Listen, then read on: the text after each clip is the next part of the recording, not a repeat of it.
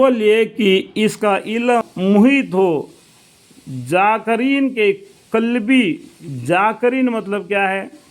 ذکر کرنے والا یا تلاوت قرآن کو پڑھنے والا، ٹھیک ہے، قلبی اور زبانی اذکار کو اگرچہ و مختلف زبانوں اور مختلف اوقات میں ذکر کرے، یعنی زبان سے ذکر کرنا اور دل سے ذکر کرنا، تو دنیا کے کام کرتا رہتا ہے، اس کو عادت بن جاتا ہے، اس کا دل میں سبحان اللہ الحمدللہ کہتے جاتا ہے۔ لوہے کو توڑتا ہے، پھوڑتا ہے، لیکن اس کا زبان میں ذکر ہوتا ہے تو اس کا دل ذکر میں رہتا ہے، اوقات میں ذکر کرے۔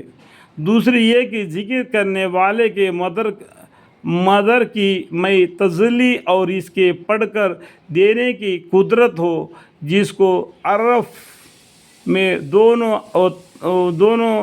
اور تربنی نزول اور قربی سے تعبیر کرتے ہیں۔ یہ دونوں باتیں چونکہ اس مطلب میں پائی جاتی ہے، اس لیے طریقہ بلا سے تقریب بھی اس پاک ذات سے حاصل ہو سکتا ہے۔ اور اسی کی طرف اس حدیث قدس میں ارشاد ہے۔ حدیث قدس مطلب کیا ہے؟ حدیث بولنے سے پر معلوم ہوتا ہے کہ یہ پیغمبر صلی اللہ علیہ وسلم کی طرف سے ہے۔ قرآن شریف کے بعد پڑھنے والے حدیثیں 6 ہے، ٹھیک ہے۔ حدیث قدس کا مطلب قرآن شریف ہے، سمجھ میں آ گیا؟ حدیث قدس کا مطلب کیا ہے؟ قرآن کریم ہے۔ حدیث قدس میں ارشاد ہے، اس کا مطلب کیا ہے؟ یہ قرآن کے اندر کی یہ آیتیں ہیں۔ اللہ تعالیٰ کیا فرماتے ہیں؟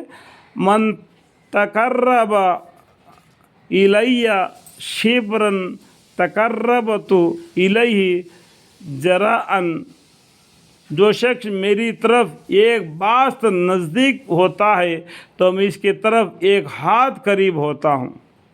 دیکھو اللہ تعالیٰ قرآن میں کیا فرماتے ہیں؟ اللہ کے طرف، یعنی اللہ کے مسجد کے طرف نماز پڑھنے کے لیے ایک قدم وہ ڈالتا ہے، اللہ تعالیٰ اس کے طرف 3 قدم ڈالتے ہیں۔ اللہ تعالیٰ کے مسجد کے طرف جو چلتے ہوئے جاتا ہے، اللہ تعالیٰ اس کے طرف دوڑتے ہوئے آتے ہیں۔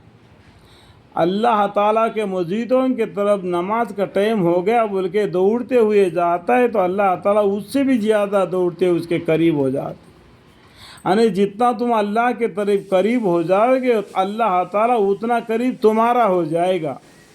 یہ دنیا کی طرف مائل نہیں ہونا، یہ دنیا ایک بوڑھی عورت کے مانند ہے، اس نے بہت سے مردوں کے ساتھ منگنی کی لیکن کسی کے ساتھ شادی نہیں کی۔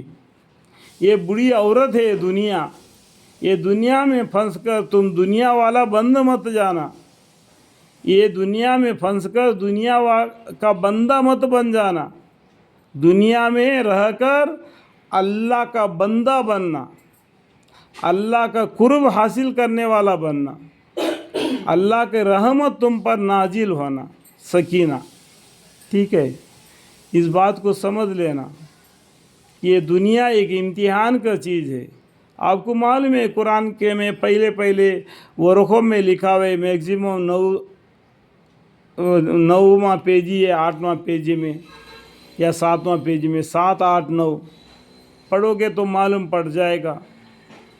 تو ہمیشہ اسلام سے دور رہو گے تو اسلام کو کیا سمجھو گے؟